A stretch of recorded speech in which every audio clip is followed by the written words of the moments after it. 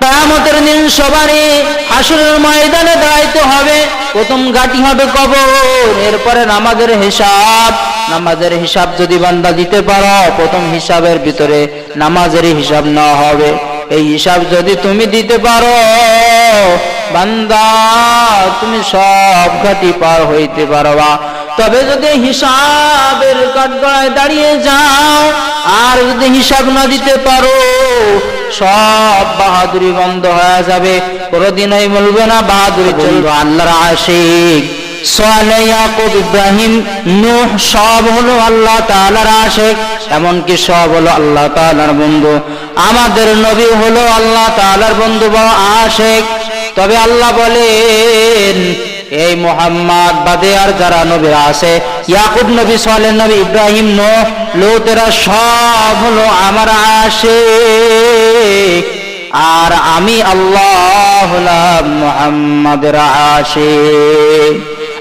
ইমামুল আউয়ালিন আল আখিরিন, বাহরে সাদকা রাহমাতাল লিল আলামিন।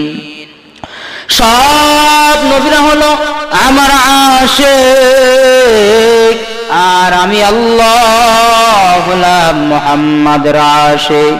কারণ হলো আমি এই নবীকে বড় আদর করে বানিয়েছি, এবং এই নবীকে আমি ওমা আরসালনাকা ইল্লা রাহমাতান লিল আলামিন, আমি নহরম নবীকে এই দুনিয়ার জগতের জন্য রহমত স্বরূপ প্রেরণ করেছি। এই নবী বলায় পানির জন্য রহমত স্বরূপ, পানির জন্য রহমত, পাখির জন্য, উড়ান্ত পাখির জন্য আল্লাহ রহমত স্বরূপ, আসমানের জন্য আল্লাহর নবী রহমত স্বরূপ, জমিনের জন্য নবী হলো রহমত স্বরূপ, গাছের জন্য আর নবী হলো রহমত স্বরূপ। বলা হয় মানুষের জন্য আল্লাহ রহমত স্বরূপ, প্রাণীর জন্য, চতুষ্পাদ প্রাণীর জন্য আল্লাহর নবী হলো রহমত স্বরূপ, পয়গম্বর রহমত স্বরূপ।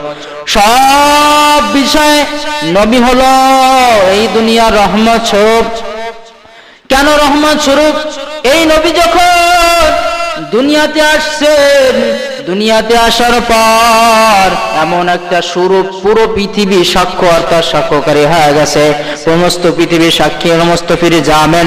কারণ এই নবী যখন দুনিয়াতে আসছেন, এই দুনিয়াটা ছিল হলো অন্ধকার যুগ ছিল। এই নবী যখন দুনিয়াতে আসছেন, আসার পর ওই দুনিয়ার ওই কাবা শরীফের ভিতরে 360টি মূর্তি নিয়ে যারা পূজা করত, তারা সব নবীর আশিক হয়ে গেছে। কেমন রহমত স্বরূপ?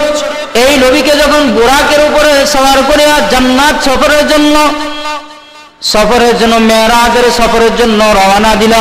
কিছু দূর যাওয়ার পর, নবী যাওয়ার পর নবীকে হাদিয়া দেওয়া হয়েছিল কয়েকটা নামাজ হাদিয়া দেওয়া হয়, 50 ওয়াক্ত নামাজ হাদিয়া দেওয়া হয়। নবী কমাইতে এইভাবে 5 ওয়াক্ত নামাজ নিয়ে আসছেন। নবী বলেন, হযরত আয়েশা সিদ্দিকা রাদিয়াল্লাহু তাআলা আনহা নবীর কাছে জিজ্ঞাসা করলেন, নবী বললেন, হে আয়েশা, আমার উম্মতরা যদি 5 ওয়াক্ত নামাজ সময় মতো আদায় করে, সঠিক সময়ে যদি আদায় করে, আমি নবী বলি আমার আল্লাহ 50 ওয়াক্ত সওয়াব দান করবেন। এই জন্য 5 ওয়াক্ত নামাজ আল্লাহ দিয়েছেন, শুধু 5 ওয়াক্ত না, এটা হলো 50 ওয়াক্তের সমপরিমাণ সওয়াব আল্লাহ তাআলা দান করবেন। ও যুবক, তুমি আজ কোথায় দৌড়াও? নামাজের সময় তোমার পাওয়া যায় না, মসজিদের সামনে দিয়ে যাও, কিন্তু নামাজের আশিক না রে বাবা, তুমি তো দুনিয়ার আশিক হয়ে গেছো। আমি বলি, তুমি দুনিয়ার আশিক না হয়ে যদি যুবক, তুমি যদি নামাজের আশিক হইতা, আমার মনে হয় আল্লাহ তোমার দুনিয়া আশিক বানা দিত।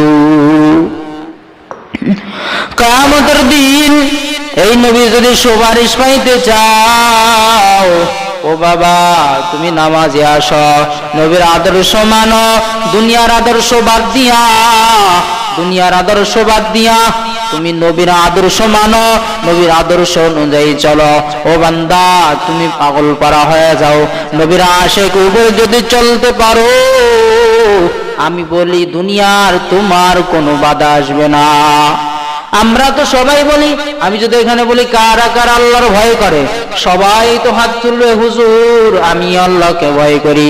তবে যদি আল্লাহর ভয় করেন তাহলে সুদ খান কেন, ঘুষ খান কেন? সুদ খায় আল্লাহকে ভয় করে। আর এর ভিতরে তো আরো কিছু লোকেরা বলবে যে আমরা হুজুরদের থেকেও আমরা বেশি ভয় করি।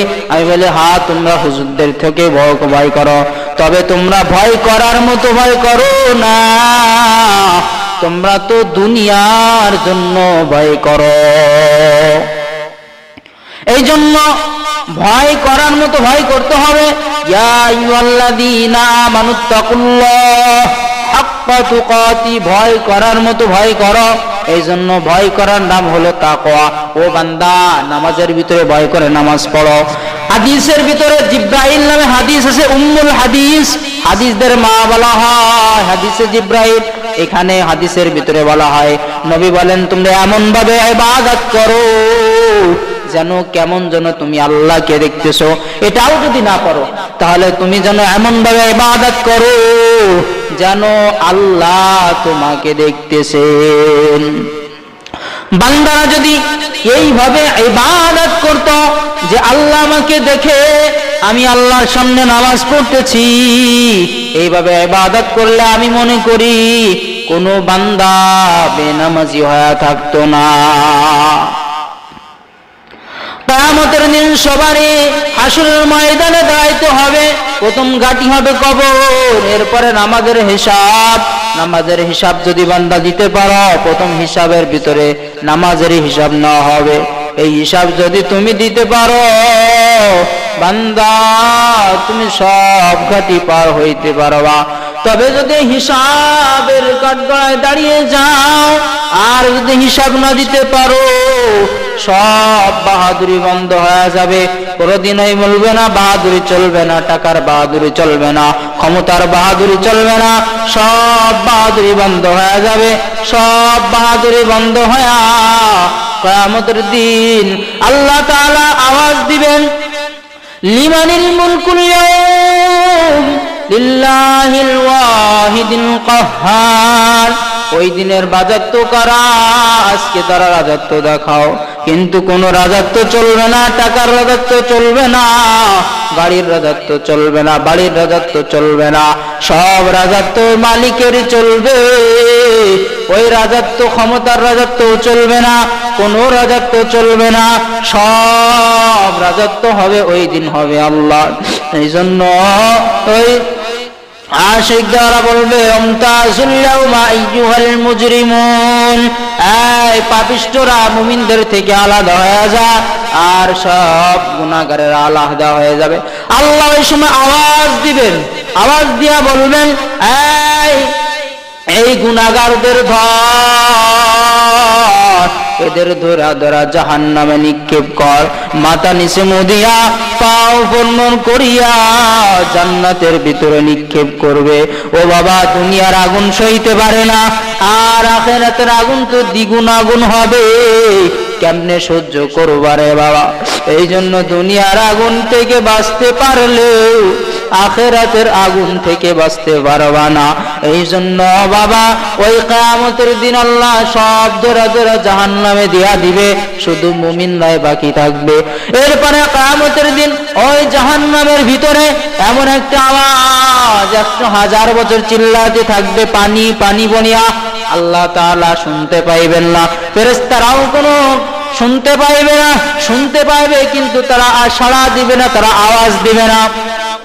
কিয়ামতের দিন 100,000 বছর পর ফেরেশতারা বলবে কি প্রয়োজন বলো? কয় পানি চায়, পানি চায়, পানি চায়। তাদের ওই টকবক করা রক্তপুষ তাদের সামনে দিবে, আর তারা খাওয়া শুরু করে দিবে, আর মুখের গোশত গরমের তাপে টপকা পড়িয়া যাবে। কিয়ামতের দিন এমন জাহান্নামের পরিস্থিতি হবে, ও বাবা তুমি দুনিয়ার বাহাদুরি বাদ দিয়া আখিরাতের বাহাদুরি যদি করতে পারো, সব বন্ধু আল্লাহর আশিক সালেহ